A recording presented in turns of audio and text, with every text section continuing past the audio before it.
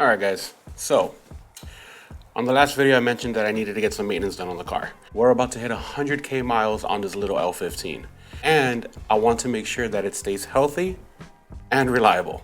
Look, I know, after everything that I've done to the car, I'm worried about reliability. Well, yeah, it's my daily, but I take real good care of the car, especially with regular maintenance stuff. So in today's video, we are going to be taking my Civic Si to NA Performance with Emmanuel, also known as K20L motor. I had my head studs, my clutch, my turbo, and pretty much anything else I couldn't do myself installed at his shop. So for my 100k mile service, we are getting my coolant swapped, new spark plugs, new coil packs, valve adjustment, and my injectors replaced. Now, I was gonna go with OEM injectors since they tend to go bad around this mileage, and E-Man offered me something even better. Injectors from an Accord 2.0 platform. Yes, they fit. But to make it work, you'll need to upgrade to the Accord 2.0 DI pump with an opened up fuel line and PCP clips to make sure they fit and run right. With this kit, I'll be able to take advantage and run up to E50 with 20% more fuel delivery. So yeah, that means more power. And also yes, that means I need another tune. So I got in contact with John Vega over at Phearable, and we pretty much have another E-tune on our hands.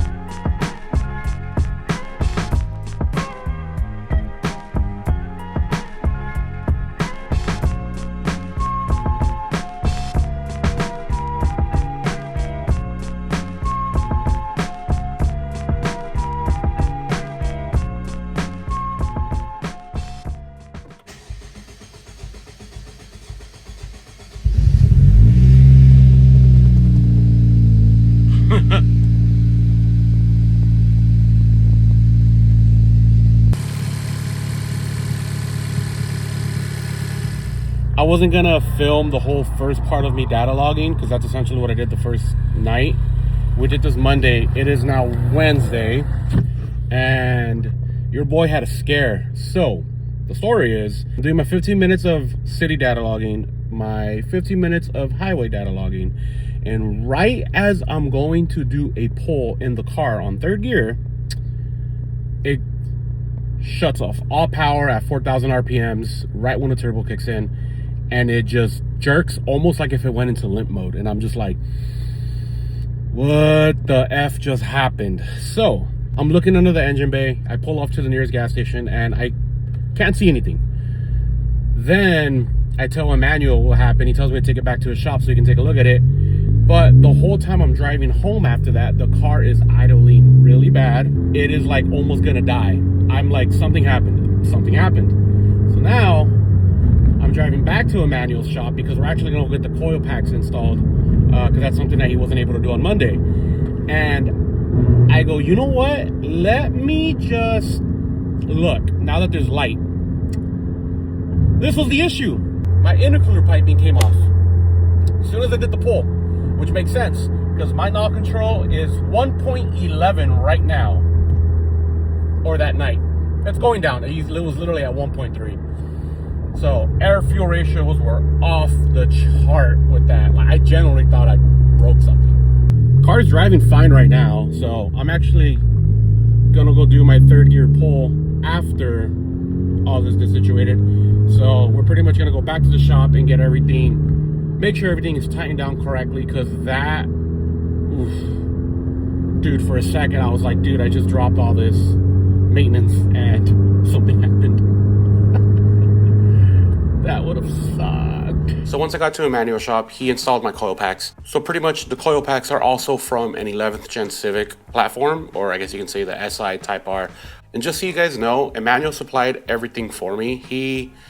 I didn't have to bring anything. I just told him what I wanted, what I needed, and he supplied everything for me. So price is gonna vary depending on where you get your stuff from. As of right now, I just finished doing my second revision. So I'm uploading my data log on Ktuner on my laptop so I can email them back to John Vega. That way I can get my third revision, hopefully sometime within the next 2 days.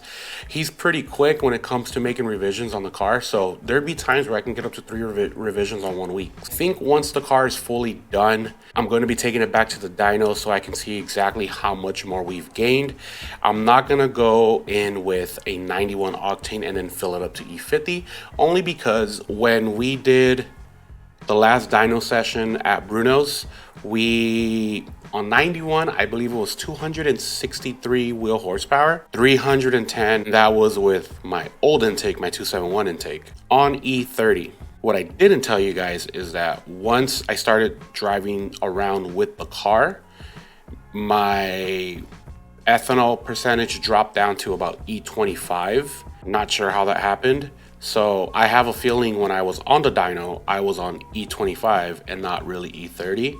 Not sure if that makes sense or not, but I guess as the gas was mixing in more, it gave me a proper percentage. I got retuned again when I switched over to the PRL intake. My top end on E35 was a dramatic increase, at least to me. I think with that tune on my butt dyno, I'm gonna say it was like 320, 325, maybe 330, I'm not sure. I don't think I'm gonna be filming the rest of my data logging because it's literally just me driving around.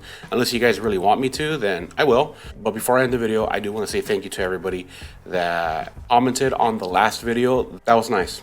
And all of that feedback, or I guess you can say engagement in that last video, I was not expecting that kind of outcome. So I really appreciate everybody that pitched in and saw the video, even if you just clicked in and clicked out. Everybody that commented, everybody that liked it, it really does help me out with the algorithm. And I just want to say thank you to everybody. But anyways, guys, that's going to be it for today's video. I really appreciate everybody's feedback and everybody tuning in, and I'll see y'all in the next one. You guys have a good day. Peace.